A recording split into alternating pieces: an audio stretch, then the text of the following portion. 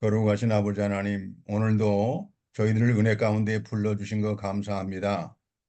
Ариун бурхан минь өнөөдөр ч гэсэн та өөрийнхөө нэгүсэлтэнд биднийг дуудаж цуглуулсанд баярлалаа. 이 시간에도 하나님이 저희들과 함께 하셔서 말씀을 잘 듣고 깨닫게 해주시옵소서. Энэ цагт ч гэсэн бурхан та бид нартай хамт байж таны үгийг сайн сонсож, сайн ойлгоход туслаарай. 예수님의 이름으로 기도드리옵나이다. Есүсийн нэрээр залбирanгуйж байна. Амен. 아멘. 자, 오늘은 오바댜 1장 5절입니다. За өнөөдөр Обадия намынхоо 5 дугаар эшлэлээс юмнаа.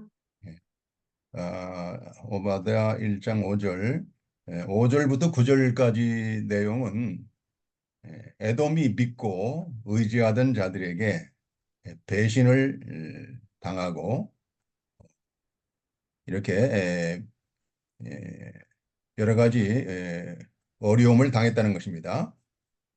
За 5-аас 9절까지죠.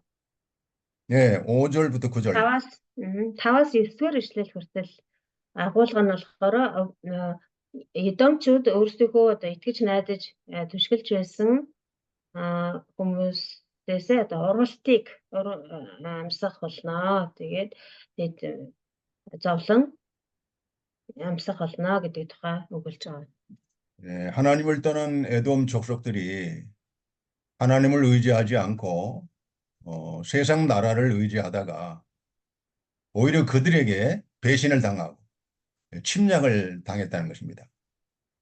Тэр бурханд итгэдэггүй хайр үндэстнүүд өөрсдөө одоо найдаж болно гэсэн хин нэгэнд юм уу ямар нэгэн зүйлд итгэж найдаж байгаад эцэстээ бол сүрэл төрдгээ. Тэд нь ямар ч одоо ашиг тус олгүй сүрэл төрдгээ гэдэг тухай болж байгаа. 성경을 통해서 배우는 중요한 교훈 중에 하나가 바로 이것입니다. Ер нь бол бид нараа Библиэр дамжуулан олж авдаг хамгийн гол сургамжуудын нэг нь энэ байдаг. 하나님을 섬기는 백성들이 하나님을 떠나서 세상을 믿고 의지하게 되면 반드시 부끄러움을 당한다는 거예요. Ялангуяа бурхны ард түмэн, бурханд итгэдэг ард түмэн эзэн бурхандаа итгэж найдахгүй энэ дэлхийн юмсад итгэж найдах үед бол заавал эцэст нь суурч мөхөж дуустдаг. 이스라엘 백성을 이렇게 선택해 주신 목적은 하나님만 믿고 의지해서 하나님께 영광을 돌리도록 그렇게 선택해 주신 것입니다. Бурхан Израилийг сонгож авсан шалтгаан нь бол зөвхөн эзэн бурхандаа итгэж найдаж түүнийг алдаршуулгээ гэсэндээ Израилийг сонгож авсан. 하나님의 구원은 택한 백성을 죄에서 구원해 주시는 것이지만 하나님은 구원받은 백성들이 하나님만 믿고 의지하기를 원하시는 거예요.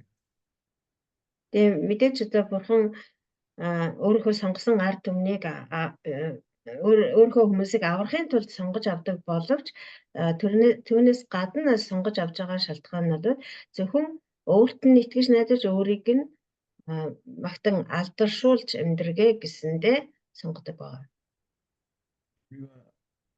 우리가 지금 소선지서를 배우고 있죠.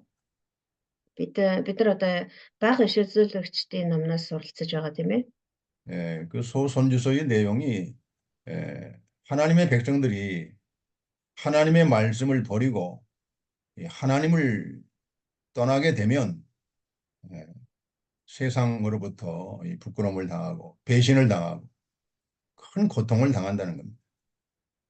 Тэгэхээр бага иш үзүүлэгчдийн номны гол одоо агуулгууд нь гол сургамжууд нь юу байдаг вэ гэхээр бурханд итгэдэг бурхны ард түмэн бурхнаас холдож бурхныг орхиод бурхны үгийг орхих юм бол эцэстээ энэ дэлхийд ад болж илэглэж гутамшиг болж тэгээд тэдэнд хаягдах болно. Нөгөө дэлхийд бурхныг хаягна гэдэг чинь нөгөө дэлхий рүү ханднаа, дэлхийд одоо итгэж найдана гэсэн үг шүү. Тэгээд эцэстээ тэр дэлхийн тэр уран тэрслэлтийг амсаж хаягдаж гутамшиг болно гэдэг тухай бага шүүлэгчид тунхагласан байдаг. 우리가 하나님을 섬기는데 여러 가지 어려움이 오고 고난이나 환란이 와도 절대로 하나님을 떠나면은 안 된다는 것입니다. Бурханд үйлчлээд явж байхад бидэрт янз бүрийн зовлон, бэрхшээлүүд, асуудлууд тулгардаг. Гэхдээ бид нэр хизээч одоо Бурханы үгийг хайж орхиж болохгүй маа, салж болохгүй.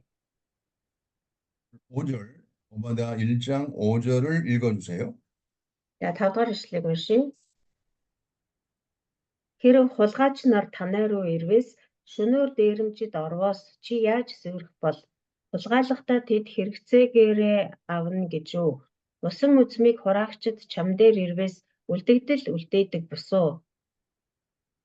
이 5절 말씀은 이 도둑이 들어와서 이 강도하는 가운데 아무리 도둑일지라도 자기가 만족한 만큼 얻으면 나머지는 남겨놓고 간다는 것입니다. За энэ болохоор хулгайч ингээд хулгайлахаар орж ирлээ ч гэсэн одоо өөрөө хэрэгцээнийхээ хэмжээнд аваад тэгээд бусдыг нь үлдээдгээ гэсэн утгатай. 포도를 훔치는 도둑도 자기가 원하는 만큼 포도를 따면 나머지는 남겨놓는다는 것입니다. За бас усан үзмийг хураагч чам дээрээс үлдээдэг босоо. Өөрөөр усан үзм булгаалахаар ирсэн хүмүүс ч гэсэн өөрийнхөө одоо хэрэгцээний хэмжээг хулгайлж аваад бусдыг нь үлдээдэг шүү дээ. 그런데 에돔은 침략을 당할 때에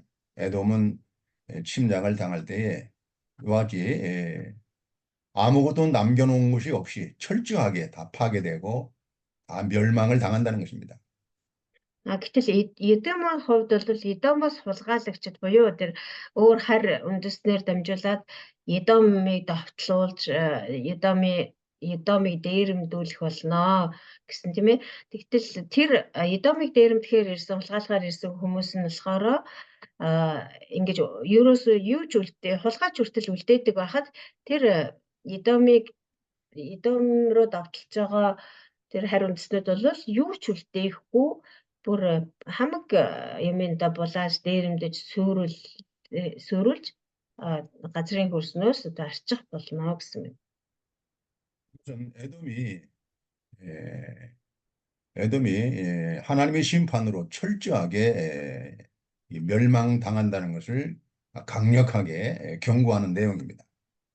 Өөрөөр хэлбэл Эдом бол Бурхны тэр шийтгэлийг хүртэж тэгээ эцэстээ юу ч үлдэхгүйгээр сүрэх болно. Бүрмөсөн сүрэх болно гэдгийг сануулж хэлсэн байна. 에돔을 침략하는 그 원수들은 하나도 남기지 않고 철저하게 다 무너뜨리고 멸망시킨다는 거예요.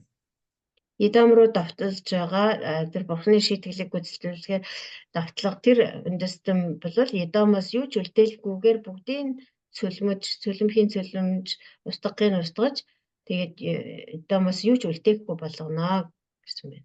여러분도 알다시피 이스라엘 백성들이 모세와 아론을 통해서 애굽에서 나왔을 때 그리고 홍해바다를 건넜을 때 그 뒤를 쫓아오던 애굽의 그 모든 그 군대가 홍해바다에서 한 사람도 살지 못하고 하나님이 다 멸망시킨 거예요. Та нар сайн мэдэж байгаа Египтээс чөлөөлөгдөх үед ч гэсэн Израильчуудын араас мөрдөж мөшгөж ирсэн Египтийн цэргүүд тэр морд цэргүүд гэх мэтлэн тэр цэргүүд нь тэр Улаан тэнгисээр гарсан дундуур хуваагдсан замаар Израильчуудын араас мөшгөж хөөж явж байгаад тэгээд эргээд тэнгис нийлэх үед нэг нь ч үлдэлгүйгээр бүгд үйж өгсөн байгаа тэднээс. нэгэн ч үлдээгүй. 출애굽기 14장 27절 26절부터 보겠습니다. Гитгэл номын 14-ийн 27-оос харъя. 출애굽기 14장 26절부터 26-절 26-аас нь эхлээд 28절까지 28 хүртэл уншъя. 읽어보세요. Эзэн Мосед далай дээгүүр гараа сунгаж Египтчүүд болон тэдний тэрэгт зэрэг тэдний морин цэргүүд дээр усыг буцаагдсан гэв. Мосе далай дээгүүр гараа сунглаа. Египтчүүдийг ус сөргөн зугтаж байхад нь үүрийн гэгээнээр далай буцаж хэвдээ оров. Эзэн Египтчүүдийг далайн дунд живүүлв. Ус буцан ирж тэрэгт зэрэг ба морин цэргүүд буюу Израильчүүдийн хойноос далай руу орсон фараоны бүх цэргийг бүрхэн авсанд тэднээс нэг нь ч үлдсэнгүй. 28절에 보니까 홍해 바다로 들어온 애국 군대, 그 많은 애국 군대들이 또 병거들과 또 기마병들이 홍해 바다에 들어와서 몇 사람이나 살았어요? 하나도 산 사람이 하나도 남지 않았다고 해서 이렇게 하나님이 철저하게 애굽 군대를 하나님이 심판하신 겁니다. 28 дахь хэшлээс харах юм бол тэр Израилийн араас мөрдөж өсгөж тэр тэнгис рүү орсон Египтийн тэрэгт цэрэг морин цэргүүд нь нэг нь ч үлдэлгүйгээр бүгд живж өгсөн гэж байна. Бурхан фараоны цэргүүдийг тэгэж бүгдийг нь устгаж хайсан байна. 출애굽기 14장 29절부터 31절까지 또 한번 읽어주세요. За 29-аас 31 дээр ишлэлээс уншия. Гэтэл 14-ийн 29-аас 31. Харин Израилийн хүүгүүд далай дундуур хуурай газраар явж ус тэдний баруун зүүн талд хан мэт байв. Ийхүү эзэн тэр өдөр Израилийг Египтчүүдийн гараас авралаа.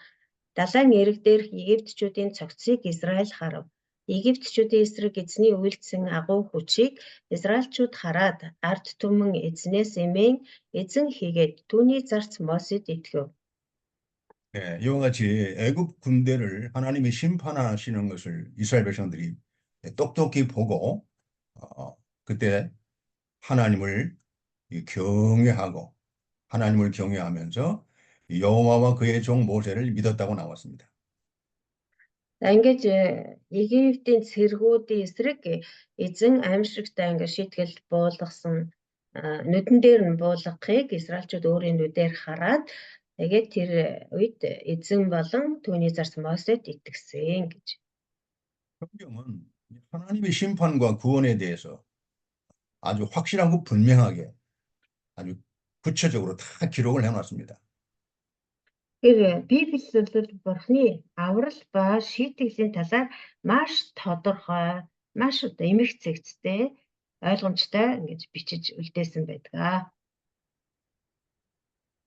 이스라엘 백성들이 애굽에 있을 때 바로 왕이 이스라엘 백성을 보내지 아니하므로 하나님의 명령을 거절하므로 하나님이 10가지 재앙을 내리지 않았습니까?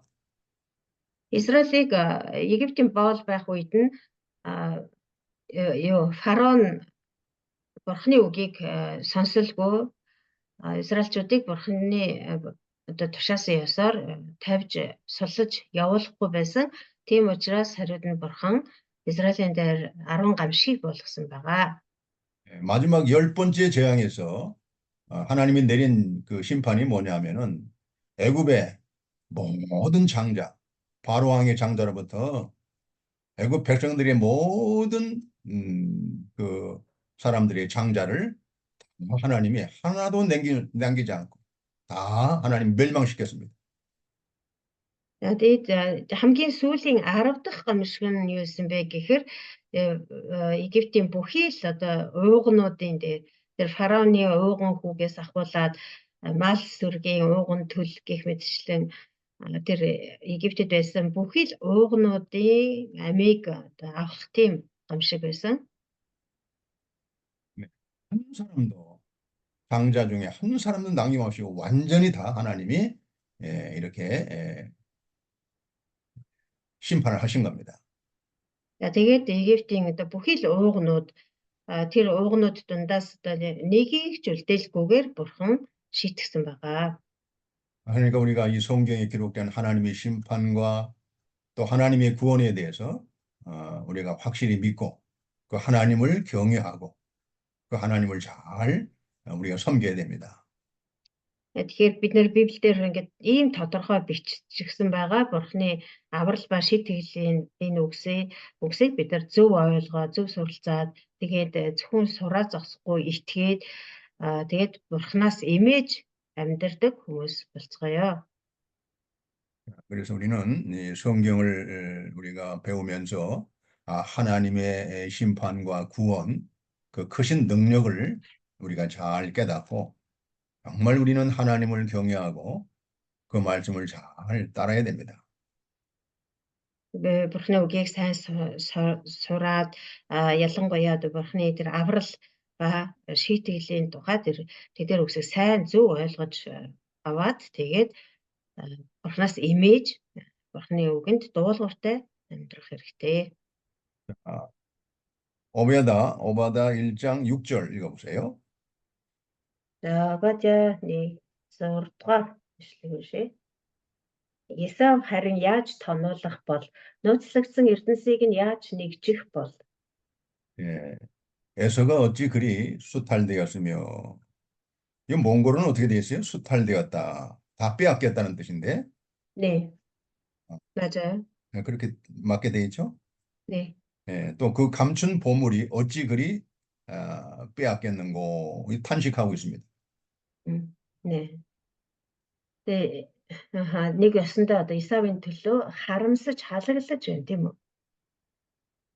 이 본문은 에돔이 원수들에게 침략을 당할 때에 그 에돔의 모든 그 보물들, 감추어 놓은 그 귀한 보물들, 그 모든 재물들이 하나도 빠짐없이 다 빼앗겼다는 것입니다.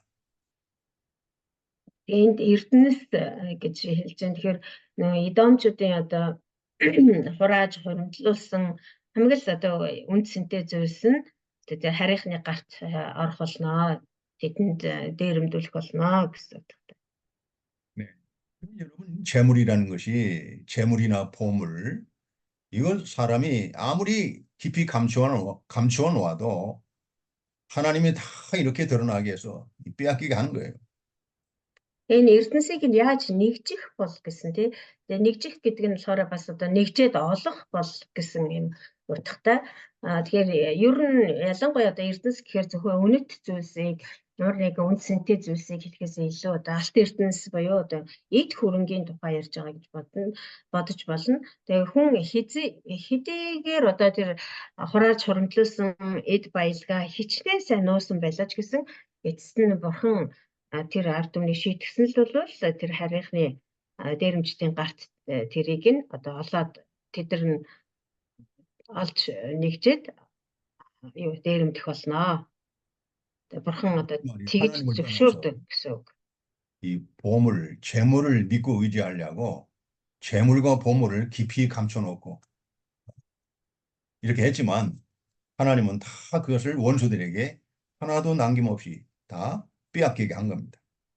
Яагаад гэвэл бурханд одоо итгэж зөвхөн бурханд хамаг итгэл найдвараа тавьж амьдрах ёстой байтал тэгэлгүйгээр өөрсдийнхөө хураасан алт мөнгө эрдэнэстэй найдаад тэгээд тэрийг одоо бусдаа нүднээс далд хичнээн одоо сайн нууж чадсан байлаа ч гэсэн бурхан тэр өөрт нь биш одоо тэр алт эрдэнэсэд найдаж нууж хаасныхын төлөө тэр эд баялгийг нь дайсны гарт өгдөгөө.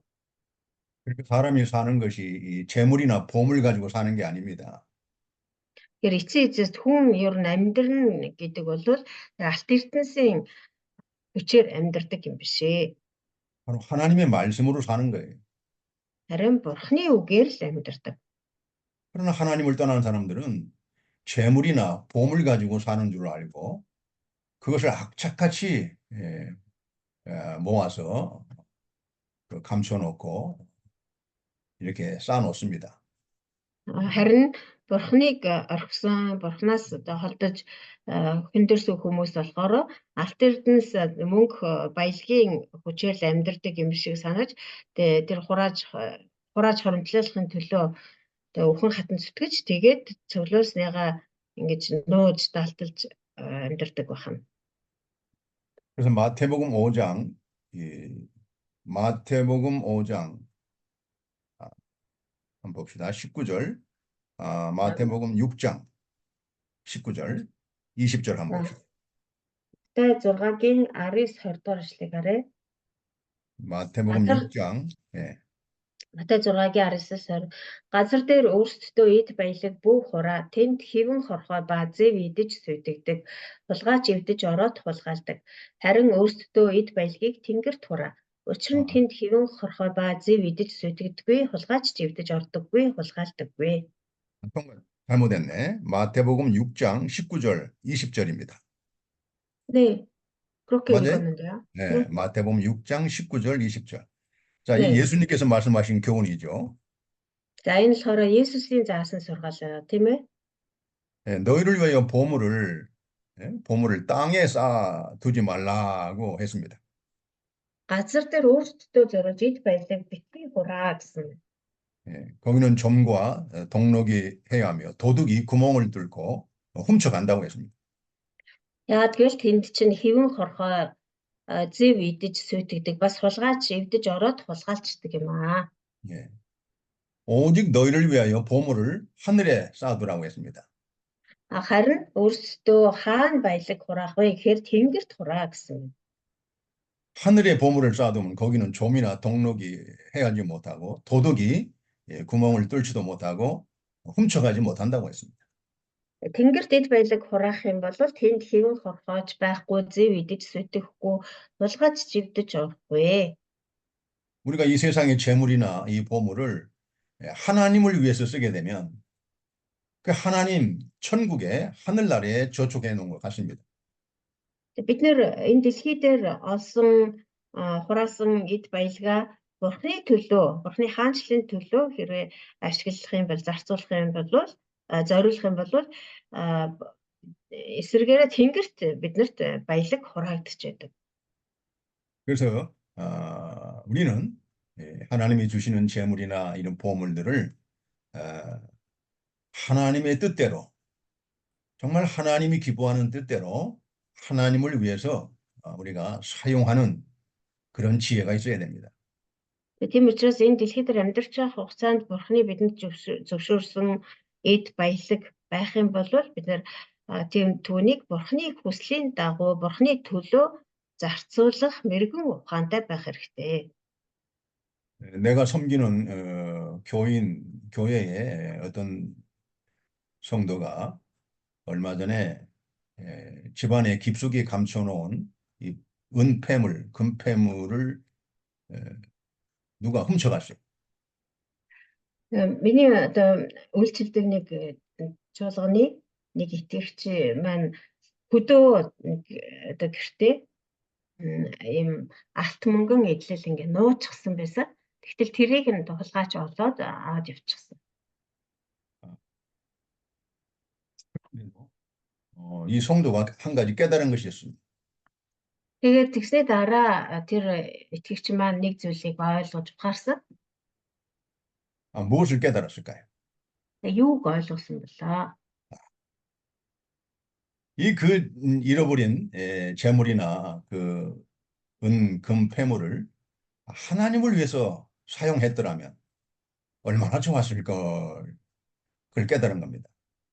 Тэр алт мөнгөн эдлэлээ Бурхны төлөө зарцуулчихсан тий зориулчихсан хэрэгжилчихсэн хэрэгэлсэн бол одоо ямар сайн байх байсан болоо тэгдэг байжтэй гэсэн тийм ухаарлыг олж авсан. 그래서 이분은 이 도둑맞은 그 재물 때문에, 폐물 때문에 시험에 들지 않고 오히려 하나님을 더 잘 섬기는 그러한 기회가 된 것입니다. Тэгээд харин одоо завшаантай болохоор тэр хүн тэр нөгөө хамаг алт мөнгөө алдчихсандаа гутарч бурханд гомдлох ч юм уу итгэлээсээ салаагүй харин ч одоо илүү одоо тэрнээс илүү бурханд итгэж найдаж үйлчлэх тийм одоо үйлчлдэг болсон. Тэгээ ийм завшаантай хэрэг болсон юм аа. 금품을 잃어버린 다음에 이 성도님은 귀한 것을 깨달은 것입니다. Тэгээ хамаг хураасан эд хөрөнгөө тэр баялгаа алдсныхаа дараа л тэр хүн маш том одоо сургамжийг олж авсан хэрэг. 그래서 앞으로는 모든 재물이나 그런 그 어떤 세상적인 물질을 정말 하나님을 위해서 써야 되겠다. 그렇게 깨달은 것입니다.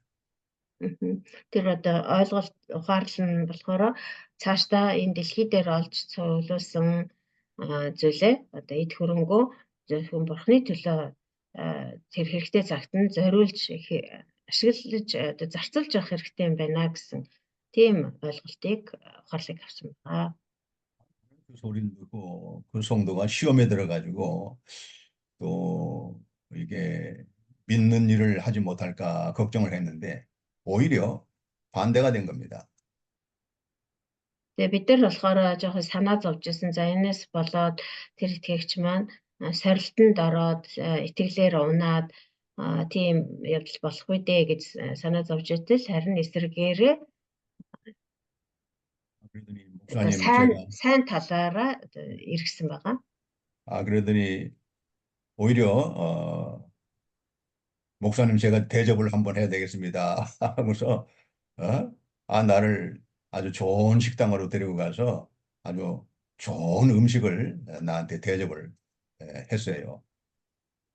Тэгээд дараа тийм ажил басны дараахан нөгөө итгэгч маань сэтгэлээр унах нь тэгээд харин ч бүр одоо маш том зүйлийг ойлгож ухаарсан гээд тэгээд дараах нь бас намайг маш үнэтэй гоё одоо хоолт тийм газар ураад хоол авч өгсөн байгаа. 그리고 주일날 점심을 모든 성도들에게 주일날 점심을 다 또 대접을 했습니다.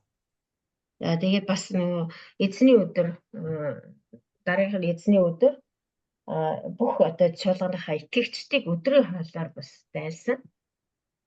그리고 더 열심히 하나님 앞에 헌금을 더 열심히 했습니다. Тэгээд урдынхаас ч илүү одоо хичээл зүтгэлтэйгээр чин хүслээрээ өргөллийг бас тэгж өргөдөг болсон. 지금 새벽기도도 아주 잘 나오고 있어요.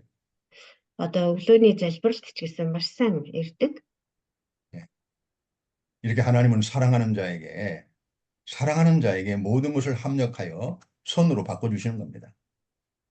Тэгээ бурхан яг л ингэж өөрийнхөө хайртай хүмүүсийн төлөө бүх зүйлийг сайнаар эргүүлж өгдөг.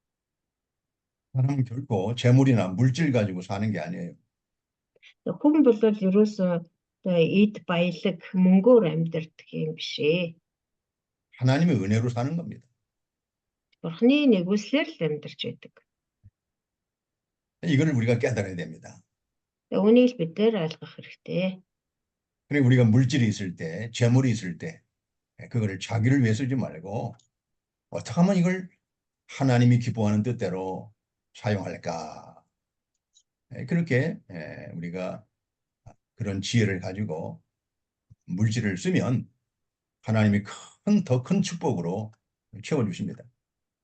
Тэгээд эд баялаг байх юм бол түүнийг зөвхөн өөрийнхөө төлөө хэрэглэх биш, яавал үүнийг бурхны төлөө зарцуулах вэ, зориулах вэ гэдэг мэрэгэн ухаанаар хандах юм бол бурхан заавал хариуд нь илүү том ерөөлөөр шагнаж өгдөг. 사람들이 물질이나 재물을 가지고 살려고 저축을 많이 해놓고 어디다 감춰놓고 해도 한 푼도 사용하지 못하고 다 잃어버리거나 세상을 떠나는 사람이 너무나 많습니다. Хүмүүс бурханд найдахаас илүү тэр мөнгө хэд баялагт найдаад түүгээр амьдрна гэд мөнгөө хураагаад хадгаламж үүсгээд эсвэл одоо тийм эд материал байх юм бол энэ тэнд очиж нуугаад тэгдэг ч гэсэн тэрнээсээ нэгийг ч одоо хэрэглэж чадлахгүй байсаар хагаад хулгайд алдах юм уу эсвэл одоо өөрөө энэ хорвоогоос яваад өвчтөг хүмүүс олон байдаг. 그러니까 우리가 이 물질, 재물 이런 보물을 의지하지 말고 하나님만 믿고 의지하고 그런 물질이 있을 때 Би өөр болоорчлаа. 바로 사용해야 됩니다. Тийм учраас биднэрт хэрвээ мөнгө, эд баялаг байх юм бол тэндээ итгэж найдаж түүгээр амьдрна гэх биш, харин бурханд найдаж, бурханд бүх найдалгаа тавьж зөвхөн бурханы нэгүсээр амьдрна гэсэн бодолтой амьдрах хэрэгтэй. 마태복음 6장 19절, 20절 예수님의 말씀에 귀를 기울이시고 우리가 잘 순종해야 됩니다. За тэгээд түрүүний уншсан Матай 6-гийн 19-20 дугаар ишлэл дээр гарч байгаа Есүсийн хэлсэн газарт эд баялаг хураах биш тэнгэрт хураа гэсэн энэ үгэнд илүү зүр сэтгэлээ хандуулж баримталж амьдрах хэрэгтэй. 오바다 1장 7절 읽어보세요. За эргээд Обадия номроо орчи 7 дугаар ишлэлийг уншаа. Холбоотон байсан бүхэн чинь хөлийн зүг чамайг шахаж, эм найртай гэгдэх хүмүүс чамайг мэхэлж түрэмгийлнэ. Талхагч нь идэж явсан тэд дорч нь урих тавина. Үүнийг ухаарах хүн үгүй. 이 본문 말씀을 읽어보니까 에돔 사람들이 하나님을 떠나서 이 세상 사람들과 서로 동맹을 맺고 서로 이렇게 가까이 지내고 있습니다. За энэ 7 дугаар ишлээс харах юм бол Эдомчууд бурхныг орхиод тэгээд энэ дэлхийн хүмүүстэй холбоотон болж ойр дотно байсан гэж байна. 에돔과 동맹을 맺은 나라들이 오히려 에돔을 침략하게 됩니다. Гэвч харамслал нь эцэст нь тэр Эдомтой холбоо тогтоосон тэр холбоотон гэдэг тэр улс орнууд нь эргээд Эдом руу давталсан гэж байна. 그리고 에돔과 화목하던 자들이 오히려 에돔을 속입니다. 거짓말로 속여. 목사님, 지금 인터넷이 지금 왔다 갔다 하는데요. 다시 누가? 말씀해 주세요. 누구? 인터넷. 인터넷이 왔다 갔다 해요? 아, 네네. 나는 이상한 거 없는데. 마지막을 그러면 이쪽 인터넷인 것 같은데 마지막 부분을 다시 말씀해 주세요. 네. 자, 지금 오바다 1장 7절 말씀을 우리가 공부하고 있어요. 네네. 그 에돔을 동맹 맺은 그 나라들이 오히려 에돔을 친다. 침략하고 에돔을 거짓말로 속입니다. За тэр нөгөө холбоотон гэдээс унсууд нь эргээд Эдом руу довтолж Эдомыг өргөтнө гэж байна. 예. 그 에돔을 배신하는 거죠. 에돔을 배신하고 속이는 겁니다. Эдомоос урвж Эдомыг хуурам эхлэнэ гэсэн. 그리고 에돔이 함정을 만들어서 에돔이 거기에 빠지게 합니다. За тэгээд нөгөө холбоотнууд нь бас Эдомын эсрэг урих тавиад тэгээд Эдом тэр өрхөнд нь орно. 자, 이것은 하나님을 떠난 그 에돔 사람들이 세상을 믿고 의지하다가 이렇게 침략을 당하고 배신을 당하고 또 함정에 빠지는 어리석은 그런 일을 보여주고 있는 것입니다. Эдомчууд бурхныг хайж яваад тэгээд энэ дэлхийн улс орнуудтай холбоотон болоод тэдэндээ итгэж найдаж байсан гэвч эцэст нь тэд нэр яг тэднийхээ давталгаанд өртөж тэдэндээ хууртаж тэдний өрхөнд орно гэсэн энэ ямар муухай төгсгөл болох юм бэ? Ямар муухай зүйл хийгээвэ гэдгийг харуулж байгаа. 이것은 오늘날도 성도가 참 하나님을 떠나서 세상을 믿고 의지하면 처음에는 세상 사람들이 얼마나 친절하게 잘해줍니까? Энэ дэлхийн хүмүүс бурхныг орхиод энэ дэлхийд найдаж амьдрахаар яваад өгдөг. Тэгээд эхлээд бол тэр дэлхийн хүмүүс ямар баяр хөөртэй угтаж авч ямар найрсаг илдэг ханддаг билээ. 어려운 일이 오거나 자기한테 뭐가 손해가 올 때는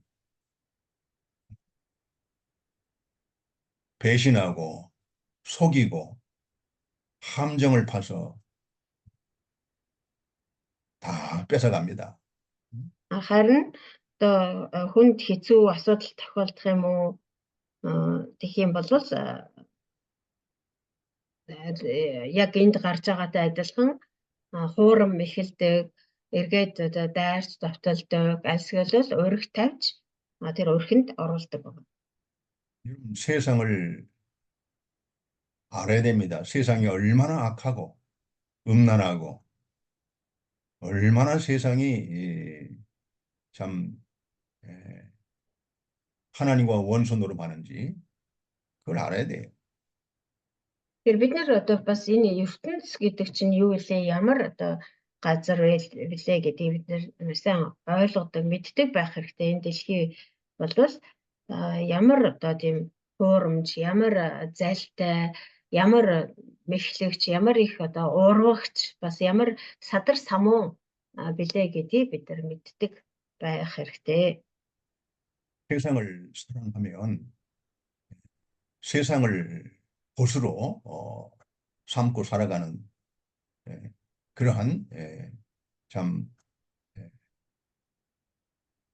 그 큰 나중에 세상을 사랑하고 세상과 벗이 되면 하나님과 원수가 된다고 했습니다. Библиэлд ч гэсэн хэлсэн байдаг. Энэ дэлхийг одоо хайрлаж дэлхийдээ нөхөрлсөн хүн одоо нэг орчуулган дээр нь хорвоотой ходи болох юм болов гэж бичсэн байдаг. Орчуулсан байдаг. Тэгээд тэгэх юм бол бурхантай эсрэгээрээ бурхантай дайсан болно гэсэн үг. 8절 읽어보세요. 8절. 8 дугаар эшлэгийг уншъя. Мэргэдийг Едомоос ухааныг Исавийн уулаас устгах минь тэр өдөр биш үү хэмээн эзэн тунхаглаж байна. 여호와의 말씀이니라 분명하게 지금 선포되고 있습니다. 여호와의 말씀이니라. эзэн тунхаглаж байна гэд маш тодорхой хэлсэн байна тийм үү? 그날이 있습니다, 여러분. 그걸 아셔야 돼요. 하나님이 반드시 죄악에 대해서 심판하는 날이 있다는 걸 알아야 됩니다. 그날 반드시 하나님이 심판하는 날이 있다. 그걸 명심해야 됩니다. Энд болохоор тэр өдөр гэд бас гарч ин тийм ээ. Тэр өдөр заавал ирэх болно. Өөрөөр хэлбэл энэ дэлхий, энэ ертөнцийг шийдэх өдөр гарцаагүй ирэх болно гэдгийг бид нар үргэлж санаж авах хэрэгтэй. 악을 행하는 자들에게는 하나님이 심판하는 날이지만 하나님을 경외하는 자들에게는 구원해 주시는 날입니다. Бузар мууг үйлдэгчдийн хувьд бол тэр өдөр нь шийтгэлийн өдөр байх боловч бурханд итгэж найдагчдийн хувьд бол тэр өдөр нь авралын өдөр байх болно. 이 세상의 모든 사람들 하나님을 대적하고 악을 행하는 자들에게는 반드시 하나님이 심판하는 그날이 있다는 것을 성경은 분명하게 경고하고 있습니다. Бурханд тэрслэгч бурханы эсрэг байдаг бурханд итгэдэггүй хүмүүст бол тэгж шийтгэх өдөр, бурхан шийтгэлийг бүртгэх өдөр гарцаагүй байдгаа, ирнэ гэдгийг Библи бол маш тодорхой тунхагладаг. 그날에 내가 에돔에서 지혜 있는 자, 그다음에 에서의 산에서는 지각 있는 자를 다 하나님이 멸하시겠다는 겁니다. Тэр өдөр ирэхэд бурхан Едомоос мэргэдийг Исавийн уулнаас ухаантнуудыг устгах болно гэж байна. 세상의 지혜, 세상의 총명한 자들, 세상에 지혜 있는 자들, 총명한 자들은 하나님이 반드시 심판하시는 날이 온다는 겁니다.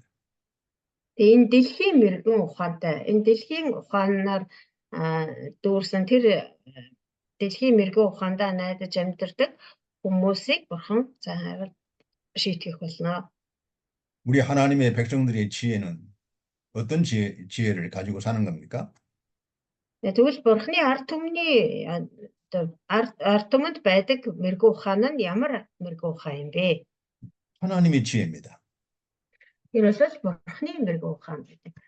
그래서 이 구약에서는 여호와를 경외하는 것이 지혜의 근본이다라고 분명히 성경은 말하고 있습니다. Тиймээс Библиэлд ч гэсэн хэлсэн байдаг бурханаас эмээгүй нь мэрэгүү ухааны үндэс юм а гэж. 잠언 1장 7절에 솔로몬이 분명히 선포를 했습니다. 여호와를 경외하는 것이 지혜의 근본이다. 그랬습니다. 6-р төгсгийн 7 дээр Соломон хан маш тодорхой хэлсэн байдаг. Эзнээс эмээгүй нь мэдлэгийн эхлэлтэй гэж. 그래서 우리는 하나님을 경외하는 이 지혜를 가지고 이 세상의 지혜를 우리가 다 물리쳐야 됩니다. Тэр бид нар яг энэ бурханы мэрэгүү ухаан буюу бурханаас эмээдэг ийм мэрэгүү ухаанаар энэ дэлхийн мэрэгүү ухааныг үгүй хийх хэрэгтэй. 또 신약 시대에 와서는 예수 그리스도 십자가에 못 박힌 예수 그리스도가 하나님의 능력이요 하나님의 지혜니라 하고 선포되었습니다. За шинэ гэрэн дээр болохоор Есүс Христ бол бурханы хүч чадал бас мэрэгэн ухаан юм а гэж төгссөн байна. 고린도전서 1장 18절 한번 찾아보세요. 1-р Коринт 1:18. 고린도전서 1장 18절. Загалмайн тухай үг нь мөхөж буй хүмүүсийн хувьд мунхаглал бол аврагдаж буй бидний хувьд бурханы хүч мөн. 자, 십자가의 도가 멸망하는 자들에게는 미련한 것이요 구원을 받는 우리에게는 하나님의 능력이라고 선포하고 있습니다. Энд тэ загалмайн үг бол мөхөж байгаа хүмүүсийн хувьд бол мунхаглал юм, харин аврагдаж байгаа бидний хувьд бол бурханы хүч юм аа. 네. 자, 이 세상 사람들은 십자가에 못 박힌 그리스도를 미련하게 보고 어리석게 여깁니다. Энэ дэлхийн хүмүүс болохоор загалмай дээр цовдлогдсон Есүсийг хараад мунхаглал гэж ярьдаг. 자, 19절 한번 읽어보세요. 19절. 19-р эшлэл нь шээ 1-р Коринт 1:19. Учир нь би мэрэгдээ мэрэгнийг мөхөөж ухаантнуудын ухааныг үгүй болгоно гэж бичигдсэн байдаг. 자, 이 말씀이 기록된 바 했는데 어디에 기록된 말씀을 지금 사도 바울이 인용하고 있습니까? За бичигдсэн байдгаа гэсэн мэт те. Тэгэхээр энэ хаан бичигдсэн байдаг үгийг Илч Паул энд иш татсан болоо. 자, 여기서도 우리가 오바다 1장 8절에 기록된 말씀을 사도 바울이 인용했다고도 생각할 수 있습니다. За энд бид нар Обадя 8-р эшлэл дээр хэлсэн тэр үгийг Илч Паул иш татсан байна гэж бодож болох юм аа. 물론 이 말씀은 구약 성경 곳곳에 이 말씀이 기록된 부분들이 있습니다. Үүнтэй яг адилхан үгүүд болов хожин гэрээний намуудад энэ тентгүү бичигдсэн байдаг. 그래서 내가 세상에 지혜 있는 자들 그 지혜를 멸하고 세상에 총명한 자들을 그 총명을 폐하신다 그랬어요. Тэгээ бурхан юу гэж хэлсэн бэ гэхээр би мэрэгдийн мэрэгнийг мөхөөж ухаантнуудын ухааныг үгүй болгоно. 자, 20절 읽어보세요. За 20-р эшлэл нь 1-р Коринт 1:20. Мэрэгэн хүн хаан байна, хуулийн багш хаан байна. Энэ үеийн маргалдагч хаан байна. Бурхан энэ ертөнцийн мэрэгэн ухааныг мунхаг болгоогүй гэж юу? 하나님께서는 이 세상의 지혜를 미련하게 하신 것이 아니냐. 이 성경을 통해서 우리가 이걸 증거하는 겁니다. Бурхан энэ ертөнцийн мэрэгэн ухааныг мунхаг болгоогүй гэж юу гэсэн үг. Тэгэхээр бурхан Библиэр дамжуулан ингэж энэ ертөнцийн мэрэгэн ухааныг мунхаг болгосон юм а гэдгийг бол маш 여러분, тодорхой нотолж өгсөн байна. 모세는 하나님의 지혜를 가지고 바로의 지혜를 무너뜨렸습니다. Жишээлбэл Мосес гэхэд Бурхны мэрэгэн ухаанаар фараоны 하나님의 지혜로 바로의 지혜. 바로의 지혜를 무너뜨렸어요. Мосе гэхэд Бурхны мэрэгэн ухаанаар фараоны мэрэгэн ухааныг нураасан. 그래서 하나님의 백성들을 애굽에서 구원해낸 겁니다. тэгснээр Израилийн ард түмнийг Египтээс чөлөөлж гаргасан. 하나님의 백성을 죄 가운데서 구원해내는 그 지혜는 하나님의 지혜가 하나님의 말씀이 구원해내는 것이죠. Тэр Бурхны ард түмнийг тэр гэм нүглээс авардаг зүйл бол Бурхны мэрэгэн ухаан юм аа. 예수 그리스도께서도 үг юм. 신약 시대의 예수 그리스도께서도 십자가에 못 박으셔서 하나님의 택한 백성들의 죄를 구원해내신 겁니다. Шинэ гэрээний үед болоод ирэхээр Есүс Христ ч гэсэн загалмай дээр цовдлогдсноороо Бурхны ард түмнийг аварсан. 자, 우리는 하나님의 지혜를 가지고 택한 백성을 하나님 앞으로 인도해야 됩니다. Энэ бүхэн бол энэ ертөнцийн хүмүүст мөнхөглөл мэт харагдавч нэгсэндээ жинхэнэ авралын мэрэгэн ухаан байнамаа. Тэгэхээр бид нар энэ Бурхны мэрэгэн ухааны үгээр энэ дэлхий дээр байгаа Бурхны сонгогдсон ард түмнийг аврах хэрэгтэй. 고린도전서 1장 21절도 읽어보세요. За 1-р Коринт 1-ийн 21-ийг бас уншъя. Учир нь Бурхны мэрэгэн ухааны тухайд ертөнц мэрэгэн ухаанаараа Бурхныг таньж мэдсэнгүй. Иймд тунхагласан мэдээний мөнхөглөлөөр итгэгчдийг аврах нь Бурханд тааламжтай байсан юм аа. 우리가 구원받는 것은 사람이 구원받는 것은 이 전도에 미련한 것으로 구원을 받는다고 했어요. бидний одоо энэ аврагдсан нь болохоор тунхагласан сайн мэдээний мөнхөглөл юм аа. Тэр мөнхөглөлөөр бид нар аврагдсан гэж байна. 이 전도에 미련한 것이라는 말, 십자가에 못 박힌 예수 그리스도를 말하는 것입니다. Энэ тунхагласан мэдээний мөнхөглөл гэдэг нь юу хэлж байгаа юм бэ гэхээр загалмай дээр цовдлогдсон Есүс Христийг хэлж байгаа. Тэр Есүс Христийн загалмай үхлийг хэлж байгаа. Мөнхөглөл тэр тунхагласан мэдээний мөнхөглөл гэж. 십자가에 못 박혀서 우리 죄값을 치러주신 나사렛 예수 그리스도의 이름으로 우리가 구원을 받는 거예요. Загалмай дээр цовдлогдож насварсан Назарын Есүсийн нэрээр бид аврагдсан. 이것이 세상 사람들 볼 때는 미련한 전도로 여깁니다. Тэгээ энэ үйл явдлыг болохоор энэ дэлхийн хүмүүс харахтаа үнэхээр мунхаг явдал гэж үздэг. 자, 그래서 22절 읽어봐요. Цааш нь 22 дор шлээсэн юм шиг. Учир нь юдэчүүд нь тэмдэг шаардаж грекчүүд нь мэрэгэн ухааныг хайдаг. 유대인들은 표적을 구하고 헬라인들은 지혜를 찾지만 23절입니다.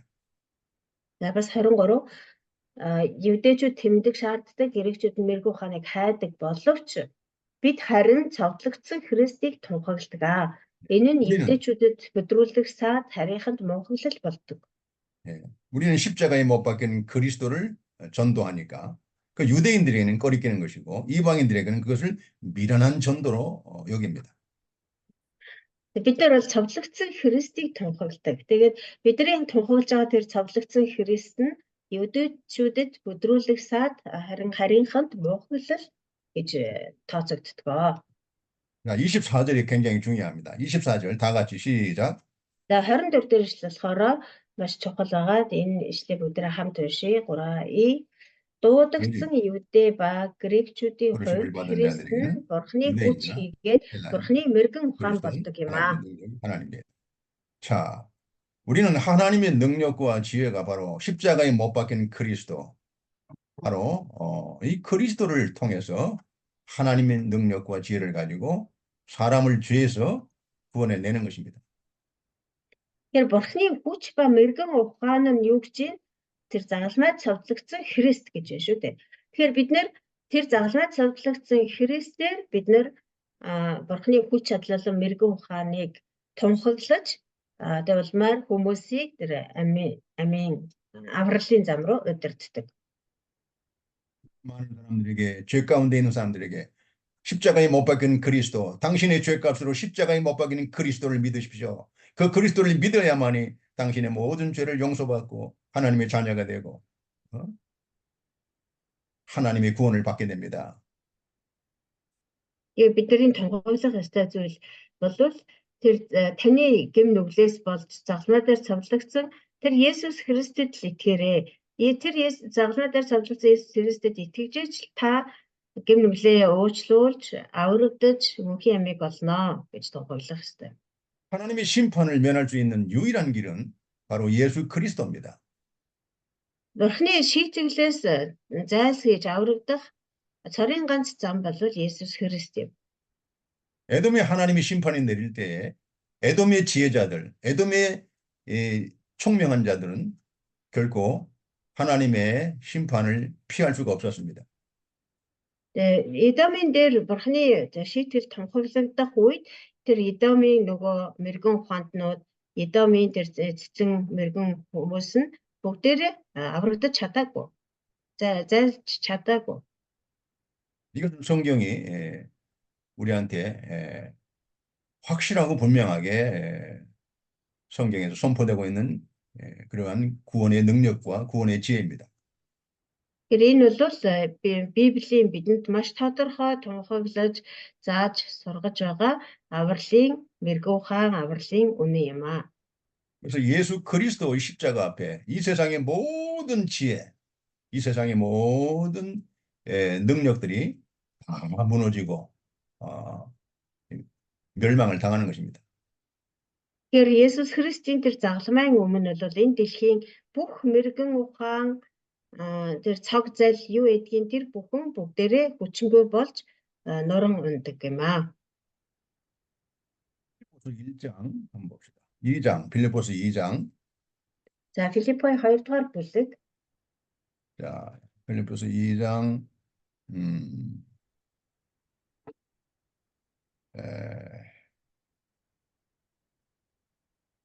10절, 11절. 10절하고 10절, 11절. 자, Филиппой 2-ыг 10, 8절부터 8절부터 읽읍시다. За 8 дахь ишлээс нь эхлээд уншъя гэж. Хүн төрхийг олсон тэрээр өөрийгөө дорд болгож үхэлд загалмайн үхэлд хүртэл дуулууртай байв. Тиймээс ч Бурхан үлэмжийн дээдээр түүнийг өргөмжилсөн бөгөөд алим нэрээс дээд нэрийг түүнд сойрхов. Ингэснээр Есүсийн нэрд тэнгэр дэх газар дээрх газрын доорх бүгд өвдөг сөвдөж хэл бүхэн Есүс Христийг эзэн хэмээн үжиж эцэг Бурханд алтрыг өргөхийн төлөө ажээ. 여러분 십자가에 못 박힌 예수 그리스도의 이름 앞에 이 세상의 모든 사람들이 다 무릎을 꿇고 결국은 예수님을 경배하고 그 모든 입으로 예수님을 주라 시인하여 하나님 아버지께 영광을 돌린다는 것입니다. 10 идэвхжлээс харах юм бол тэр загалмай дээр цовдлогдож нас барсан Есүсийн нэрэнд тэнгэр дэх газар доорх газрын доорх бүгд өвдөг сөгдөж хэл бүхэн Есүс Христийг эзэн хэмээн өчөж эцэг Бурханд алтрыг өргөх юм аа гэж. 여러분 하나님의 일꾼들에게 이 권세를 주신 겁니다. 예수님의 이름의 권세. Тэр Бурхны ажилчдад Бурхан яг ийм эрх мэдлийг өгсөн байдаг. Ямар эрх мэдлэг гэхээр Есүсийн нэрний эрх мэдлийг өгсөн байдаг. 세상의 모든 그 뛰어난 자랑하는 그 모든 지혜와 총명을 다 폐할 수 있는 그 하나님의 능력과 지혜를 우리한테 주신 것입니다. Энэ дэлхийн бүхий л тэр мэрэгэн цэцэн ухааныг хүчингүй болгох тэр мэрэгэн ухаан хийгээд хүч чадал эрх мэдлийг Бурхан бидэнд өгсөн байдаг. 바로 십자가에 못 박힌 나사렛 예수 그리스도의 이름, 그 이름의 권세를 주의 종들에게 다 주신 거예요. Өөрөөр хэлбэл загалмай дээр цавлагдсан нас барсан тэр Есүс Христийн нэрний эрх мэдлийг өөрхөө ажилчдад өгсөн байдаг. 우리는 이 예수님의 이름으로 이름의 권세를 가지고 우리가 택한 백성을 하나님께 인도하고 우리가 하나님의 영광을 드러내야 됩니다. Тэр бид нар яг л ийм залмаа дээр цавлагдсан Есүс Христийн тэр нэрний эрх мэдлээр бид нар Бурхны ажлыг хийж, Бурхны тэр сонгогдсон ард түмнийг аврах ажлыг хийх хэрэгтэй. За залбирая. 거룩하신 아버지 하나님, 이 시간에도 하나님의 능력과 지혜로 저희들을 가르쳐 주시옵소서. Харин Бурхан Аав минь энэ цагт ч гэсэн та өөрийнхөө хүч чадал болон мэрэгүү ухаанаар бидэнд зааж өгөөч. 우리에게 간절히 필요한 것은 하나님의 능력과 하나님의 지혜가 필요합니다. Бидэнд таны мэрэгүү ухаан ба таны хүч чадал үнэхээр их хэрэгтэй байна. 십자가에 못 박히신 나사렛 예수 그리스도가 하나님의 능력이고 하나님의 지혜인 것을 확실히 깨닫게 해주시옵소서. Загалмай дээр цавлагдаж насаар барсан Есүс Христ Назарын тэр Христ бол Бурхан таны мэрэгүү ухаан бас таны хүч чадал гэдгийг бидэнд үнэхээр сайн ойлгуулж өгөөч.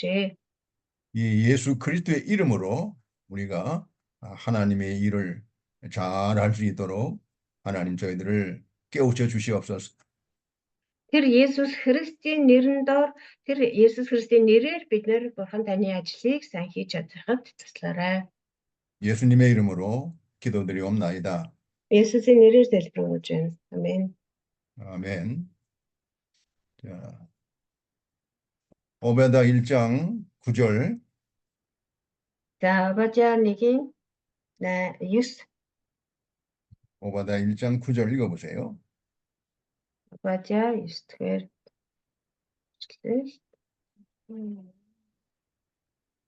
읽으세요. За Тимана дайчин эрс чинь айдас давтан Исавийн уулын хүмбүр аллагаар таслагдана. 자, 이 구절에는 드마는 에돔의 별칭입니다. 에돔의 또 다른 이름입니다. За энд болохоор Тимана гэсэн байна тийм. Энэ Тиман гэдэг нь болохоор Едомын бас нэг өөр нэр нь байгаа. Өөрөөр хэлбэл одоо хочин гэх юм уу. 하나님이 심판날에 그 드만, 그 에돔의 용사들이 다 놀라서 다 엎드러진다 그 말입니다. За тэгээ Бурхны тэр шийтгэл дээрх үед тэр Едомын бүх дайчин ирсэн хүртэл айдас давтаж бууж өгөх болно. 자, 여기 구절에 보면 에돔 사람들은 자신들의 용사들을 믿고 의지했습니다. За эндээс харахад ч гэсэн Едомчууд өөрсдийнхөө тэр дайчин ирсэд маш их найддаг байсан юм шиг байна. 자신들이 그 강한 군대의 용사들이 자기를 이렇게 구해주고 자기들을 보호해줄 줄 믿었습니다. Өөрсдийнх нь тэр хүчрхэг дайчин ирсэн өөрсдийг нь аваарч өөрсдийг нь хамгаалж өгнө гэж итгэж байсан болтой. 에돔 사람들이 믿고 의지하던 용사들이 하나님의 심판 때 다 엎드러지고 멸망을 당한다는 거예요. Гэтэл тэр Едомчуудын итгэж найдаж байсан тэр дайчин зоригтой дайчин ирсэн хүртэл айдас давтаж Бурхны тэр шийтгэлийн өдөр алагдах болно гэсэн юм.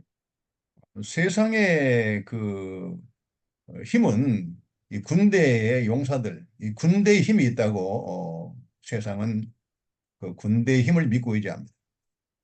Энэ дэлхийн улс орнууд, энэ дэлхийн ертөнцийн бол ер нь цэрэг айрам мэд бол хүч байдгаа гэж итгэж тэр айрмынхаа цэргийнхээ хүчинд маш их найддаг байгаа тийм ээ. 하나님을 섬기지 않는 그 이방 나라들은 이 군대의 힘을 아주 크게 강하게 합니다. Ялангуяа бурханд итгэдэггүй, бурхангүй улс орнууд бол энэ цэрэг айрмаа маш ихээр одоо хүчрхэгжүүлж одоо томруулах хад маш их хүч мөнгө зарцуулдаг байна. 이 강력한 무기, 강력한 그 최첨단 그런 무기들을 더 믿고 의지합니다. За тэгээд одоо хамгийн сүүлийн үеийн технологиг тэр аримдаа нэвтрүүлэх, хамгийн сүүлийн үеийн хүчрхэг зэвсэг техниктэй болохыг маш ихээр одоо хөөцөлддөг байгаа. 하나님은 강력한 군대의 힘으로, 강력한 무기로 택한 백성을 구원하지 않았습니다. Гэтэл бурхан болохоор тийм цэргийн хүчээр тэр зэвсгийн хүчээр бол ард түмний авраагүй. 십자가에 못 박힌 예수 그리스도를 통해서 우리를 구원해 주신 겁니다. Харин заалмай дээр цавлагдсан Иесус Христээр дамжуулан биднийг аварсан байна. 이제 세상 사람들은 강한 군대와 용사들을 자랑하고 믿고 의지합니다. Энэ мэдчлэн энэ дэлхийн улс орнууд бол тийм хүчрэг цэргүүдтэй айрамдаа зэвсгэндээ найддаг байх нэ. 이것이 바로 세상이 자랑하는 지혜입니다. Энэ бол ерөөсөө энэ дэлхийн гайхуулж сайрхдаг мэрэгэн ухаан нь байгаамаа. 그리고 또 에돔이 자랑하는 또 지혜가 뭡니까? 9절 하반절을 읽어보세요. 9절 하반절에 이로 За бас 말미암아 읽어보세요. за бас Эдомын итгэдэг байсан хүч нь юу вэ гэхээр Исийн зөвсгөлт Исавийн уулын хүмбэр алгаар таслагдана. 에서의 산이라고 나와 있습니다. 에서의 산. 에돔 사람들이 거주하는 그 산악지대. 산악지대를 말합니다. За энд болохоор Исавийн уул гэж гарч байна тий. Тэгээ энэ болохоор нөгөө Эдомчуудын нутагладаг газар байгаа шүү дээ. 에돔 사람들이 거하는 이 산악지대는 아주 높은, 아주 험준한, 아주 험악한 산에다가 집을 짓고 거기서 요새를 만들어서 자신들을 보호하고 있습니다. Эдомчууд болохоор тухайн үед уулархаг өндөрлөг газруудаар нутагладаг. Тэгээд тэндээ ялал маш бат бэх цайз бэхлэлт хийгээд тэндээ одоо хинт ч одоо дийлдэхгүй хинт ч одоо давлагдахгүй гэж амьдардаг байсан. 서쪽으로는 서쪽에는 이 지중해가 있고요. 이 북쪽에는 아라비아 사막이 이렇게 가로 놓여 있습니다. Баруун талд нь болохоор юу лээ? Тэнгис байгаа. Газрын дунд тэнгис, зүүн талд нь болохоор Арабын цөл байгаа. 사해바다가 이렇게 놓여 있고, хойд зүгт нь болохоор мөксөн тэнгис буюу сүнсэн тэнгис. 그리고 주변에는 아주 험악한 산맥, 높은 산들이, 험악한 산들이 둘러싸여 있습니다. Тэгээд бас эргэн тойронд нь маш тийм одоо ихц өндөр уул хаднуудаар тойрон хүрээлэгдсэн байсан. 그러니까 에돔이 그런 걸 자랑하는 것입니다. 견고한 요새. Тэгээ тийм зүйлсээрээ одоо энэ Эдомчууд бахархдаг, сайрхдаг байсан. Тэгээд өөрсдөө барьсан тэр бат бүх юу цайз бэхлэлтүүд болон одоо энэ өндөр сүр уул нуруудаараа уул болон бэхлэлтүүдээр. 그래서 이건 이제 고대의 용어로 얘기한다면, 군사적인 용어로 얘기한다면 이 견고한 성입니다. 아주 난공불락, 사람의 힘으로 정복할 수 없는 아주 견고한 성벽, 그것을 자랑하고 있다는 것입니다. Тэр нөгөө цэргийн хэллэгээр бол маш стратегийн ач холбогдолтой, стратегийн одоо ямар гэдэг лээ түвшиц газар гэдэг л ба тийм одоо хинт ч одоо дийлдэшгүй тийм бат бүх цайз бүхий бэхлэлт бүхий тийм түвшиц газар байсан. 절대로 자기들이 강한 군대 용사들을 정복할 나라가 없고, 자기들이 견고한 이 요새화된 자기들의 그 성을 결코 누구든지 정복할 수 없다고 아주 자랑하고 교만하고 있습니다. Тэр нэгдүгээр ишлээс харах юм бол ерөөсөө Эдомчууд болохоор өөрсдийнх нь тэр дайчин эрсийг хинч одоо дийлж чадахгүй. Өөрсдийнх нь тэр уул буюу тэр цайз бэхлэлтийг нь хинч нурааж чадахгүй гэж маш ихээр одоо сайрхаж барддаг байсан байна. 그러니까 이 에돔 사람들이 믿고 의지하는 그 용사들과 그 견고한 성과 그 요새들은 결국은 하나님의 심판 때에 멸망을 당한다고 여기에 기록되어 있습니다. Хинч ч одоо дийлдэхгүй гэж бодож исэн, хинч нурааж чадахгүй гэж бодож исэн тэр одоо дайчин эрс тэр бат бэх бэхлэлт нь бол бурхны тэр шийтгэлийн өдөр бол тэсэж чадахгүй. Хичнээн тийм хүчтэй дайчин бас бат бэх байлаа ч гэсэн бурхны шийтгэлийг бол бид тэсвэрлэж чадахгүй суурь болно гэдгийг тухай өгүүлж байна. 하나님이 역사적으로 이 교만한 자신들이 힘만 믿고 의지하던 에돔을 하나님은 강대국, 이 강한 원수들을 통해서 다 무너져, 다 멸망시킵니다. Тэгээ түүхийн хувьд ч гэсэн аваад үзэх юм бол нэгээр өөрсдийнхөө зэрэг бэхлэлтэнд найдаж байсан, тэгээ бардамнаж байсан энэ эдомчуудыг бурхан тэднээс ч илүү хүчрхэг том бүрнүүдээр дамжуулж буулгаж авсан байгаа. 여러분, 하나님의 심판 날에는 이 세상의 어떠한 힘도, 어떠한 권력도, 이 세상의 어떤 지혜도 하나님의 심판에서 구원받을 수가 없습니다. Ерөөсөө бурханы тэр шийтгэл хэрвээ ирэх юм бол энэ дэлхийн ямар ч одоо сүр хүчээсэн, ямар ч одоо хүчрхэг цэрэг айран байсан, ямар ч бат бөх тэр цайз хэрэм байсан гэсэн тэсвэрлэж чадахгүй бүгд нуран ундаг сүрдэгэ. 오직 하나님의 심판에서 구원받는 유일한 길은 주 예수 그리스도를 믿는 것입니다. Тэгээ ямар ч бас мэрэгэн ухаан ч гэсэн мөхөлтдгөө. Тэгэхээр бурхны тэр шийтгэлээс хэлтрүүлэх хамгийн цорын ганц арга бол зөвхөн Есүс Христэд итгэх явдал юм аа. 주 예수를 믿으라. 그러면 너와 내 집이 구원을 받으리라 했습니다. Эзэн Есүст итгэхтэн тэгвэл чи болон чиний гэрийнхэн аврагдана гэж хэлсэн байна. 이거는 구약이나 신약이나 동일하게 예수 그리스도로 구원을 받는다는 진리를 가르치고 있습니다. Тэр хуучин гэрээнд ч гэсэн шинэ гэрээний үед ч гэсэн ялгаагүй зөвхөн Есүс Христэд итгэсэн итгэлээр бид нар аврагддаг гэсэн энэ хизээч одоо хувиршгүй мөнхийн үннийг биднэрт зааж өгч байгаа юм аа. 여러분, 그 이스라엘 백성들이 애굽에서 어떻게 구원받았습니까? Израильчууд гэхэд Египтээс яаж аврагдсан бэлээ? 바로 마지막 열 번째 재앙, 그 심판인데요. 바로 장자들의 죽음입니다. Тэр үлэл одоо 10 гамшиг буулгасан ч гэсэн хамгийн сүүлчийн тэр уугнуудын амийг авах тэр гамшиг бол хамгийн гол бурхны шийтгэл байсан. 이스라엘 백성들은 이 장자의 죽음의 심판에서 구원을 받습니다. Тэгэд Израилийн ард түмэн болохоор энэ хамгийн амжигтай энэ уугнуудын амийг авах энэ шийтгэлээс аврагдсан баг. 바로 어린 양의 피입니다.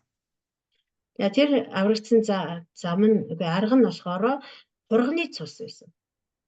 어린 양의 피, 1년 되고 흠이 없고 정결한 어린 양이 잡아서 그 피를 문 설주 있죠? 대문 양쪽 기둥과 위에 인방에 그 피를 바르는 겁니다. За тэгээд ямар ч өөс сэвгүй цэвэр ариун тэр хургыг нядлаад тэгээд түүний цусыг хаалга болон хатавчсанда төрөх ёстой байсан. 여러분, 이스라엘 백성이나 애굽 사람이나 동일하게 하나님은 이 장자의 죽음의 이 심판에서 구원해 주시는데 똑같이 애굽 사람이나 이스라엘 백성이나 똑같이 어린 양의 피를 통해서 하나님이 구원해 주십니다. Тэгээд бурхан болвол тэр 10 гамшигаар одоо шийтгэхдээ Израиль хүмүүс юм уу эсвэл Египт хүмүүс гэж юусаа ялгаагүй бүгдийн адилхан шийтгсэн бүгдийн дээр шийтгэлийг буулгасан. Тэр 10 дахь гамшигыг тэгтээ Израильчууд болохоор тэр хурганы цусаар тэр шийтгэлээс хэлтэрч чадсан. 그래서 이스라엘 백성들은 하나님이 이 가르쳐 주시는 그 말씀대로 어린 양을 1년 되고 흠이 없는 어린 양을 잡아서 그 피를 대문 양쪽 기둥과 그 위에 임방에 다 발랐습니다. Тэгээд бурхан Израильчууд болохоор яг тэр бурханы заавар тушаалын дагуу хурга нядлаад тэгээд хаалганыхаа тоддог болон хаатавч та төрхсөн. 하나님의 심판자가 그 피를 보고 피가 있는 집은 그 하나님의 심판을 면하게 됩니다. За тэгээд эзний тэр одоо илгээсэн элчин тэр хаалгандаа төрхсөн цусыг хараад тэгээд тэр одоо айлыг алгасаж өнгөрч байсан. 그러나 피가 없는 집은 다 하나님의 심판으로 장자들이 다 죽습니다. Харин хурганы цус төрхээгүй айлуудыг болохоор тэр зовлон гамшгаар нэргэж тэгээд тэр айлын уугнууд нь л бүгдээрээ өгсөн байгаа. 그 애굽의 그 막강한 바로왕의 그 장자도 결코 바로왕의 권세로 장자를 죽음에서 구해내지 못합니다. Тэр тэгэл одоо тэр хүчирхэг аимшигтай тэр фараоны ууган хүүч гэсэн тэр бурхны тэр илгээсэн элчийн дуулгасан шийтгэлээс зайлсхийж чадаагүй өгсөн. 오직 어린 양의 피가 있는 집만 구원을 받습니다. Зөвхөн хурганы цус төргсөн айлал аврагдаж байсан. 그러니까 이스라엘 백성들이 애굽에서 구원받은 비결도 바로 어린 양의 피, 그 피로 인하여 구원을 받은 것입니다. Тэгэхээр эцэст Израильчуудын тэр Египтээс чөлөөлөгдсөн аврагдсан нууцсан ч гэсэн ерөөсөө тэр хурганы цус байгаа. 어린 양의 피는 누구를 상징하는 것입니까? Тэгвэл энэ хурганы цус нь хэнийг бэлэгдэж байгаа вэ? 예수님이 오시기 전까지는 그 어린 양의 피가 누구를 가리키는지 아무도 몰랐습니다. Есүс Христийг энэ дэлхийд ирэхээс өмнө тэр хурганы цус хэнийг юу бэлэгдэж байгаа вэ гэдгийг хэн ч мэдэхгүй байсан. 그런데 예수님이 오셔서 십자가에 죽으시고 부활하신 다음에 바로 그 어린 양의 피가 예수 그리스도께서 십자가에 흘리신 그 피를 가리키는 것을 비로소 깨닫게 된 겁니다. Харин Есүс энэ дэлхий дээр ирээд загламаа дээр цусаа аварсан нас барсны дараа л тэр хурганы цус бол Есүс Христийг бэлэгдэж байсан юм байна гэдгийг ойлгосон.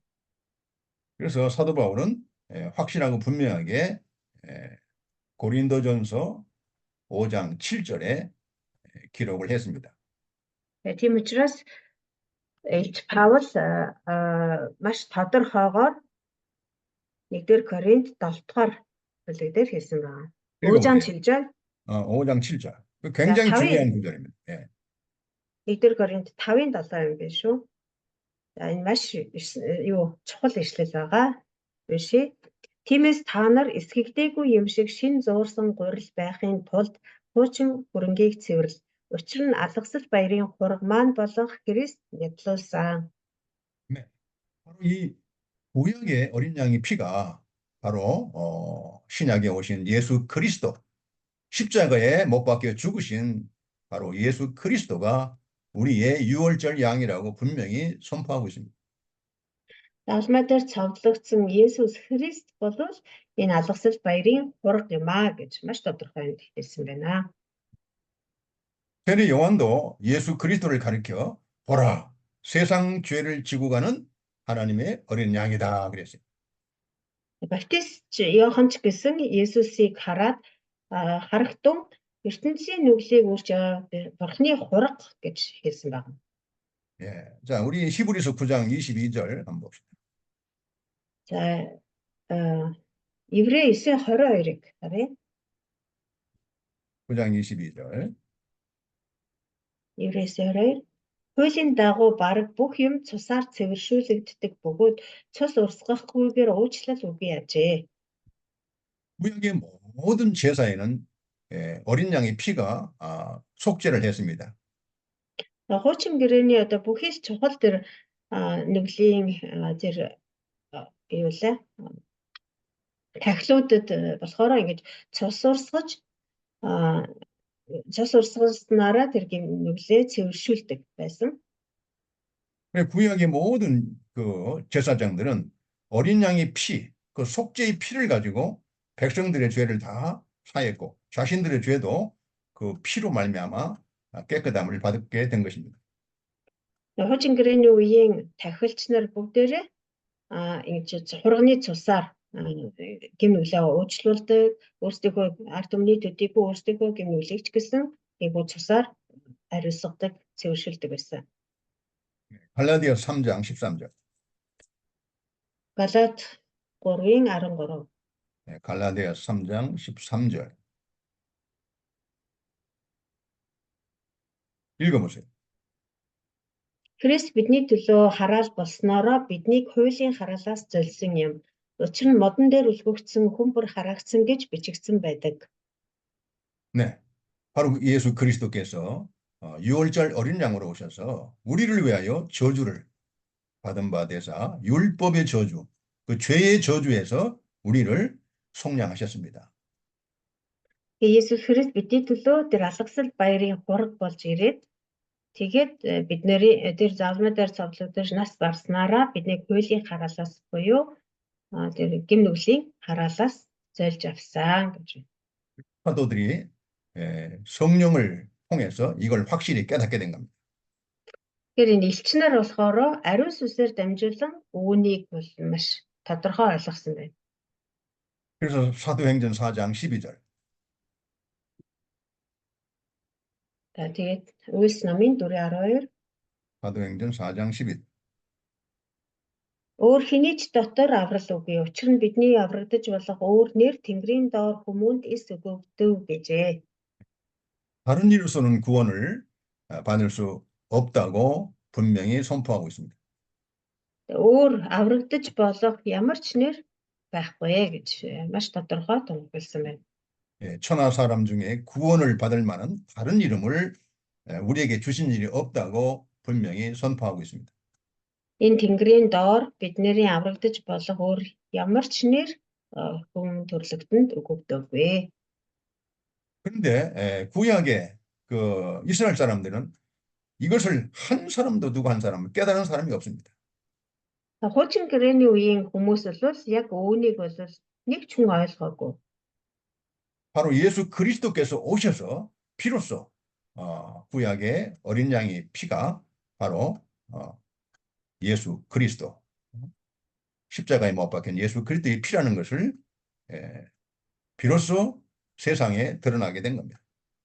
Есүс Христ энэ дэлхий дээр ирж загалмай дээр цовдлогдсны дараа л тэр алгасал баярын хураг бол Есүс Христ юм байна. Тэр цус бол Есүс Христийн цус юм байна гэдгийг энэ дэлхий мэддэг болсон. 그래서 이스라엘 백성들이 애굽에서 구원받은 것도 누구의 피로 구원받은 거죠? Израилийн ард түмэн Египтээс аврагдсан ч гэсэн хэний цусаар аврагдсан байх нь? 예, 어린 양의 피입니다. Хурганы цусаар. 그 어린 양은 바로 유월절 양 어린 양으로 오신 예수 그리스도, 그 예수 그리스도의 피를 성경은 분명히 증거하고 있습니다. Тэгэхээр тэр хурганы цус гэдэг бол тэр алгасал баярын хураг болж ирсэн Есүс Христийн цус гэдгийг маш тодорхой баталсан 이것은 байна. 사람의 지혜를 가지고는 알 수 없다는 거예요. Харин хүний мэрэгэн ухаанаар бол үүнийг юу ч ойлгож чадахгүй маа. 바로 성령, 하나님의 보혜사 성령을 받은 사람만이 이것을 알 수 있다는 것입니다. Бурхны илгээсэн туслагч буюу ариун сүнсний тусламжтайгаар л үнийг ойлгож чадна. 그러니까 구약의 하나님의 백성들도 다 죄에서 구원받는 그 피는 물론 여러 가지 속죄의 피, 짐승의 피를 가지고 속죄를 받았지만 그 모든 속죄의 피는 예수 그리스도의 피를 분명하게 증거하고 있는 것입니다. Хуучин гэрээний үеийн бурхны хүмүүс ч гэсэн тэр гэм нүглээ уучлуулж байсан тэр тахлыг тахилын тэр бүхий л цус тэр зөвхөн хурганы жиш өөр янз бүрийн амьтны цусыг урсгаж тэр тахилыг өргөдөг байсан. Тэр бүх цус бол Есүс Христийн загалмай дээр урсгасан цус юм аа. 우리는 구약이나 신약이나 예수 그리스도의 피로 구원받은 것을 우리는 분명히 깨닫고 이걸 증거해야 됩니다. Есүс Христийн цусыг бэлэгдэж байсан. Тэгэхээр хуучин гэрээний үеийн хүмүүс ч бай, шинэ гэрээний үеийн хүмүүс ч бай, бид бүгдээрээ ялгаагүй Есүс Христийн цусанд итгэх тэр итгэлээр л аврагддаг гэдгийг маш тодорхой ойлгох хэрэгтэй. 죄는 반드시 하나님이 심판하십니다. 네? 죄, 아. 인간의 죄악은 하나님이 반드시 심판을 받게 되어 있습니다. За тэгээ хүн төрлөختний хэм нүгэллийг бурхан заавал шийтгдэг. 그 죄에서 죄의 심판에서 구원받을 수 있는 지혜는 바로 십자가에 못 박힌 예수 그리스도. 그분이 바로 구원의 지혜가 된다는 것입니다. Бурханы шийтгэл бол үнэхээр зайлшгүй. Ягаад гэвэл бүх юм үлдээ учраас гэхдээ тэр шийтгэл бурханы шийтгэлээс ч гэсэн хэтрүүлэгдэх зайлсхий дэлтрүүлдэг цорын ганц арга бол Есүс Христэд итгэх итгэл. Тэр нь бол нэгэсэндээ бидний мэдэн юм болдгийм аа. 우리는 이걸 분명히 깨닫고 하나님의 복음, 예수 그리스도의 피, 십자가의 복음을 우리는 분명하게 확신 있게 전파해야 됩니다. Тэгэхээр бид нэр бурхны ажилчид бид нэр бас үүнийг маш сайн ойлгож ухаарад тэгээд энэ Христийн загалмайн цус, Христийн загалмайн энэ сайн мэдээг бид нэр бусдад дэлгэрүүлж тунхаглаж амьдрах ёстой. 이 멸망받기로 예정된 사람들은 이걸 어리석게 여긴다는 거예요. 미련하게 보인다. 믿지 않는다는 것입니다. Харин аврагдах биштэй мөхөөр тогтоогдчихсан хүмүүс бол харин энэ загалмайн сайн мэдээг илэглэж шаалдаг монхоглол гэж үздэг. 맞는 하나님의 백성들에게는 바로 예수 그리스도가 하나님의 능력이요 하나님의 지혜로 믿게 된다는 것입니다. Харин бурханд итгэдэг хүмүүсийн хувьд бол Есүс Христийн загалмай бол бурхны хүч чадал, бурхны мэрэгэн ухаан гэж итгэдэг. 그러니까 우리는 십자가에 못 박혀서 죽으시고 부활하신 예수 그리스도를 부끄러워하지 말고 담대하게 증거해야 됩니다. Тэгээс бид нэр загалмай дээр цогцолдож насварсан Есүс Христээс ичгүй харин зоригтойгоор тунхаглах, гэрчлэх хэрэгтэй. 이걸 깨닫는 것이 바로 모든 성경 공부하는 핵심입니다. Үүнийг ойлгоно, ухаарна гэдэг бол ерөөсөө энэ Библийг сурч байгаа, судалж байгаагийн хамгийн гол цөм гэж хэлж болно. 자, 오바댜 1장 10절. Байргад Обадя номрогоорыг 자, 읽어보세요. 10 дугаар ишлэл. Дүү Яаковта үйлдсэн хүчирхийллээс болж ичгүүр чамайг нүмерх агаад эгнэгт чи таслагдах болно. 네. 자, 이 10절부터 16절까지는 에돔이 행한 대로, 죄악을 행한 대로 하나님이 심판하신다는 겁니다. 10절에서 16절까지. 예, 10절부터 16절까지. 하나님이 에돔이 죄악을 행한 대로 다 심판하신다는 거예요. За 10 дугаар ишлэлээс 16 дугаар ишлэл хүртэл болохоор ямар агуулгатай гэхээр бурхан Эдомд үйлснийхэн дагуу хариулнаа. 자, 에돔이 어떤 죄악을 행했습니까? 바로 그 형제 나라인 야곱의 후손 이스라엘 사람들에게 아주 포악을 행했습니다. За тэгэхээр Эдомчууд ер нь юу үлдсэн бэ гэхээр өөрийнхөө ах дүү, өөрөлдвөл дүү болох Яаковын өр удам Израильчуудын эсрэг бол маш хорон муу зүйлсийг үлдэж байсан. 에돔 사람들이 하나님의 백성 이스라엘 사람들에게 포악을 행한 것 때문에 하나님이 심판한다는 것입니다. Эдомчууд Бурхны ард түмэн болох Израилийн эсрэг муугайг үлдчихсэн учраас түүнийх нь хариуд Бурхан шийдэж байгаа гэсэн. 그러니까 오늘날에도 하나님의 교회를 대적하고 하나님의 복음을 대적하던 사람들이 구원받는 유일한 길은 회개하고 예수님을 믿어야 됩니다.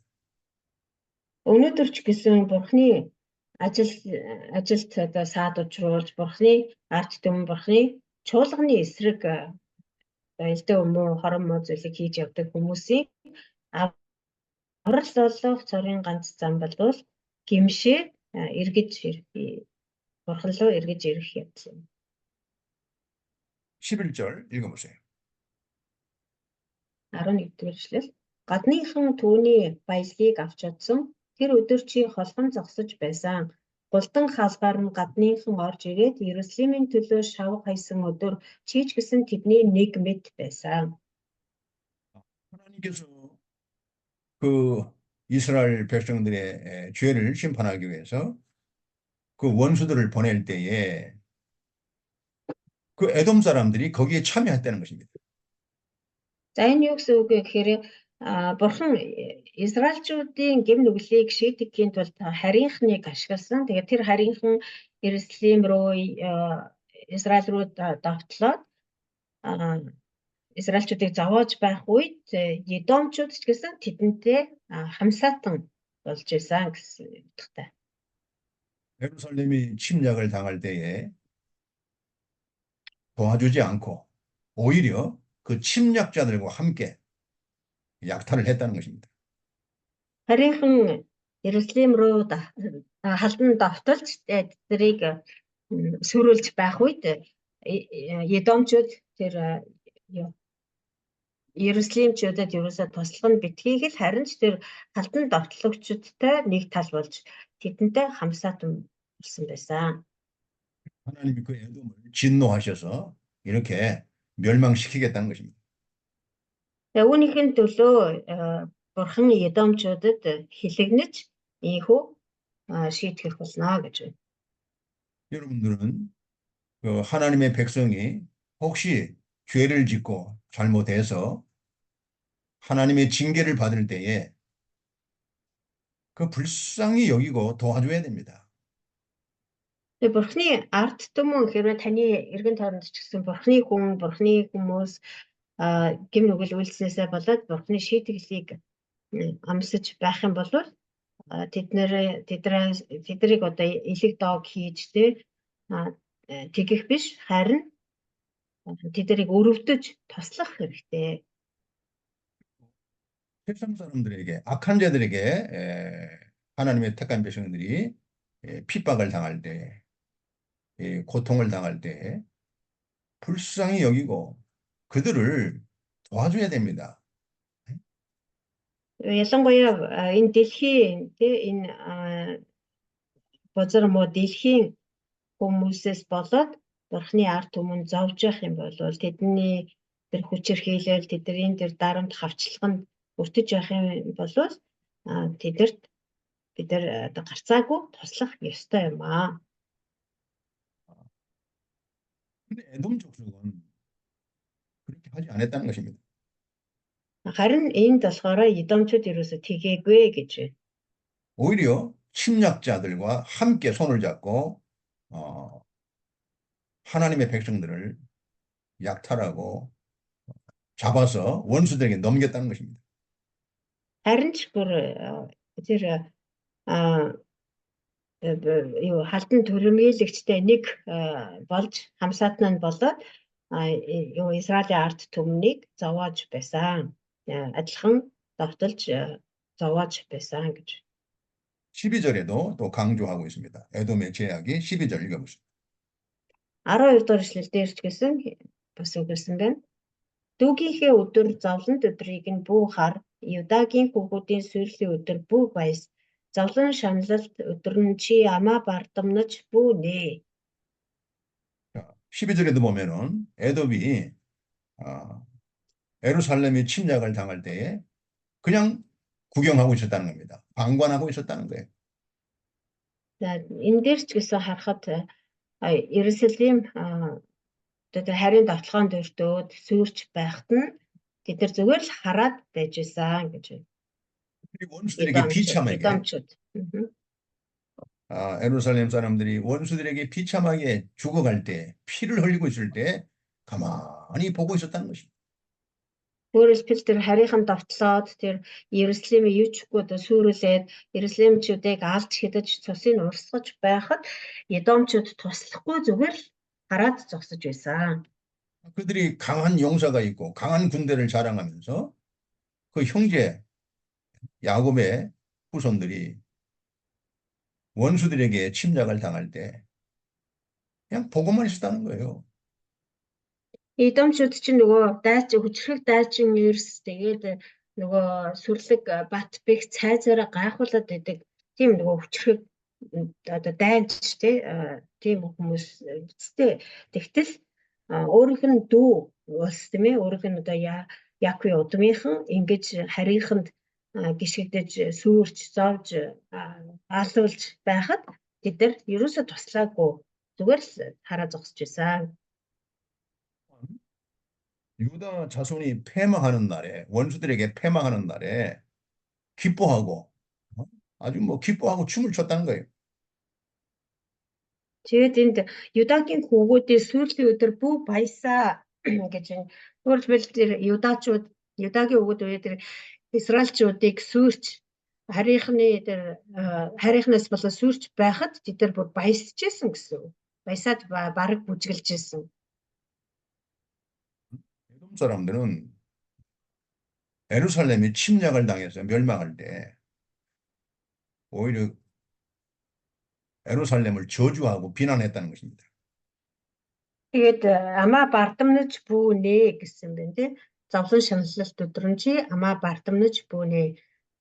Тэднийг одоо Иерусалимчууд тэгэж сүрч байхад тэр харийнхны хөл дэвслүүлж алуулж хядуулж байхад тэд нэр харин ч одоо Иерусалимын төлөө одоо залбирч тэхийн оронд гарааж байсан гэсэн үг. 이런 포화, 이런 죄악을 저질렀다는 것입니다. Тэр ийм одоо бозар муу хэргийг ийм одоо гим нүглийг Эдомчууд үлджээ. 13절 읽어보세요. 13. Миний ард түмний гамшигийнх нь өдөр үүд хаалгаар нь бүү ор. Гамшигийнх нь өдөр гай завланг нь бүү хар. Гамшигийнх нь өдөр эд хөрөнгөнд нь гар бүү хүр. 이렇게 하나님의 백성이 환난을 당하는 날에 그 성문에 들어가서 같이 약탈을 했다는 것입니다. Энэ болохоор яг нөгөө эсрэг утгаар нь ингэж илэрхийлсэн байна тий. Яг л ийм зүйлүүдийг Эдомчууд хийжсэн гэсэн үг. Тэр Израилийн ард түмэн, Бурхны ард түмэнний дээр тэр гай гамшиг буугаад тэр тэгж зовж тарчилж сүрч байхад Эдомчууд харин тэр өв талгаар нь орж тэр гай зовлонгийн зүгээр л хараа тэгээд эд хөрөнгөнд нь гар хүрч байсан гэсэн.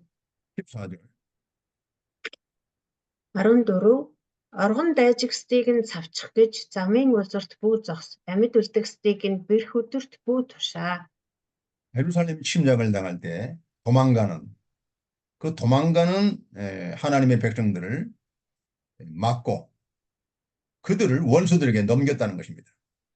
За энэ болохоор бүр ч одоо аимшигтай зүйл хийсэн байна. Тэр Иерусалимыг тэгж сүрч яхад тэр Иерусалимаас зүхтааж чадсан хүмүүс те амь дайжин ингээ зүхтааж байх үед нь тэдний замыг нь хааж зогсоод тэгээд тэднийг дайснуудад нь барьж өгч ирсэн гэсэн. 이게 얼마나 하나님 앞에 하나님의 진노를 쌓았다는 것입니다. Эндээс харахад үнэхээр Бурхны хилэн хүрхээс өөр аргагүй Эдомчууд одоо энэ үйлдэлээр Бурхны өмнө ямар их одоо уур хилэнгийн асаасан бэ, дүрлцүүлсэн бэ гэдгийг мэдэж байна. 잠언 24장 11절, 12절을 읽어주시기 바랍니다. Сургаалт өгс 24-ийн 11-ээс 12-ыг уншийе. 잠언 24장 11절, 12. Үхэл рүү туугдах хүмүүсийг авар. Алагдах газрынхаа зүг гэлтрэх хүмүүсийг буцааж авчрахаас хойш бүү суув. Харагтун бид үүнийг мэдээгүй гэж хэлэх аваас зүрхийг чинь дэнслэгч анхаарахгүй гэж үү? Сэтгэлийг чинь хамгаалагч мэдэхгүй гэж үү? Тэрээр үлсийнх нь хариуг хүмүүнд өгөхгүй гэж үү? 네, 여러분. 이게 구약 성경에 솔로몬이 잠언에 분명히 기록을 해놨어요. Хуучин гэрээнд үүнийг Соломон хаан маш тодорхой бичсэн гэж шүү дээ. 근데 에돔 사람들은 이 성경을 버려버린 겁니다. 하나님의 말씀으로 주신 모세오경과 이 성경을 버려버렸어요. Гэтэл одоо тэр Израильчууд ерөөсөө энийг мартаж орхисон тэр Мосегийн бичиж өгсөн тэр Библи тэр содруудыг бүгдийг хайчихсан. 얼마나 하나님의 진노 가운데 에돔 사람들이 살았습니까? Тэгээд тэр Идомчууд ямар одоо Бурхны тэр өөр хилэн дотор байсан бэ гэж мэдчихсэн. 너는 자기 형제들, 하나님의 백성들이 사망으로 끌려가는 걸 볼 때에 건져주라고 분명히 했습니다. 구원해주라고.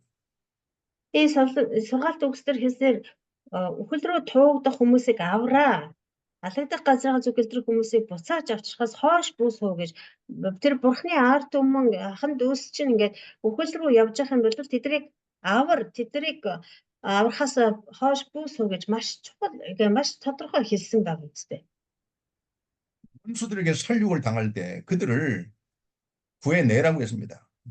Ахан дүүс чинь дайснуудаа асуулж явах юм бол тэднийг авар гэж маш тодорхой хэлсэн. 그걸 나는 못 봤어. 나는 힘이 없어서 못합니다. 이렇게 할 수 없다는 것입니다. Тэр үед би лав хараагүй шүү гэж суужж болохгүй гэж байна. Би мэдээгүй штэ гэж суужж болохгүй гэж байна. Эсвэл бол би надад тийм хүч байхгүй гэд хойш сууж ерөөсө болохгүй гэж. 하나님 각 사람의 행한 대로 하나님이 갚아주신다고 했어요. Эцэст бурхан хүн болгонд үйлснийх нь дагуу хариулж өгдөө гэж. 다른 형제를 불쌍히 여기고 구원해주고 불쌍히 여기서 도와주면 하나님이 그 사람에게 반드시 보상해 준다고 했습니다. 갚아준다고 했습니다. Автосээ өрөвдөж энерж тусалж авах юм бол бурхан хизээч мартахгүй хизээ нэгэн цагт заавал түүнийх нь хариу өгдөгөө. 여러분도 몽골에서 서로 교회를 돌봐줘야 됩니다. Та бүхэн ч гэсэн Монголд үйлчилж байхдаа бие биенийхээ сүм чуулганд бас анхаарал халамж тавьж явах хэрэгтэй. 서로 내 형제, 우리 동역자들이 교회가 어려움을 당할 때, 여러 가지 환난을 당할 때 불쌍히 여기고 도와줘야 돼요. Бурхны хаанчлалын төлөө хамт зүтгэж байгаа бусад ахын дүүсийн маань сүм чуулган хүнд хэцүү байдалтай байх юм бол тусалж дэмжиж бие биентэйгээ энэ зовлон бэрхшээлийг нь хуваалцаж байх хэрэгтэй. 냉수 한 그릇도 공짜가 없습니다. 내 이름으로 예수님은 예수님의 이름으로 냉수 한 그릇도 공짜가 없어. 다 갚아주신다고 했어요. Бурхан хэлэхдээ нэг аяг хүдэн усчгэлсэн үнгүй биш юм аа. Тэр үнийг нь Бурханы нэрээр заавал одоо хожим Есүсийн нэрээр төлж өгөх болно. Хариу шагналыг нь өгөх болно гэж хэлсэн. 여러분들이 못 본 체 하면 안 됩니다. 나는 몰라서 못 본 체 하면 안 돼. Тэгээ бид нэр ерөөсөө тэгэж мэдхгүй царайлж хараагүй царайлж ерөөсөө болохгүй маа. 아무것도 할 수 없을 때는 하나님께 간절히 기도해 줘야 됩니다. 전심으로 기도해서 하나님의 은혜로. Үнэхээр миний зүгээс хийж өгч чадах зүйл юу ч байхгүй. Тийм үед ч гэсэн бид нар залбирч болно. Бурханд чин сэтгэлээсээ одоо тэр чуулган тэр ахын дүүс маань туслаач гэж залбирч болно. 또 한 교회 안에서도 다른 성도가 어려움을 당할 때, 괴로운 문제가 있거나 환난이 있을 때 불쌍히 여기고 어떡하니 도와줘야 됩니다. Нэг чуулган дотор ч гэсэн одоо хамт итгэлийн амьдралаар болгож байгаа ах дүүсэн эгч дүүсээс маань хэн нэгэн итгэгч маань хүнд хэцүү зовлон шаналл асуудалтай байх юм бол бид нар үнэхээр өрөвдөж энэрх сэтгэлээр тусал хайр халамж үзүүлэх хэрэгтэй. 14절까지 여기까지 하겠습니다. За ингээ 14-р эшлэл хүртэл өнөөдөр хичээлээ. 기도합시다. Залбирая. 거룩하신 아버지 하나님, 오늘도 하나님의 말씀을 잘 듣고 배우게 하시니 감사합니다. Ариун бурхан аав минь өнөөдөр ч гэсэн таны үгийг ойлгож суралцах боломж өгсөнд талархаж байна. 인간이 하나님의 심판을 당할 때에 구원받는 유일한 길은 회개하고 십자가에 못 박힌 예수 그리스도를 믿는 것입니다. Хүн төрлөختөн эзэн бурхан таны уур хилэн хөдлөж таны шийтгэлийг амсах үедээ тэр шийтгэлээс хэлтрүүлэгдэх цорын ганц зам болвол залмай дээр цовдлогдож нас орсон Есүс Христэд итгэх явдал юм аа. 십자가에 못 박힌 예수 그리스도 이름 외에는 우리에게 주신 구원자가 없습니다. Залмай дээр цовдлогдож нас орсон Есүс Христийн нэрнээс өөр бидэнд өгөгдсөн нэр байхгүй. 인간의 어떤 지혜나 자랑이나 힘을 가지고 하나님의 심판을 피할 수가 없습니다. Хүний ямар ч мэргэн ухаан, ямар ч хүч чадал байсан гэсэн бурхны тэр шийтгэлээс зайлсхийж чадахгүй. 오직 십자가에 못 박힌 예수 그리스도, 그 그리스도를 하나님의 능력과 지혜로 저희들이 확신 있게 증거할 수 있도록 해 주시옵소서. Царийн ганц Есүс Христ дагалмай дээр цовдлогдож нас орсон тэр Есүс Христ бурхны мэргэн ухаан, бурхны хүч чадал гэдгийг бид нэр энэ дэлхийд зоригтой тунхаглаж амьдрахад туслаарай. 그래서 죄 가운데 멸망으로 끌려가는 많은 하나님의 백성들을 예수님의 이름으로 구원하게 해 주시옵소서. Тийхүү энэ гэм нүгэлтэд автан мөхөл рүүгээ явж байгаа энэ дэлхийн олон хүмүүсийг бид нар Есүс Христийн нэрээр аврахад туслаарай. 예수님의 이름으로 기도드리옵나이다. Есүсийн нэрээр залбирanгуйж байна. 아멘.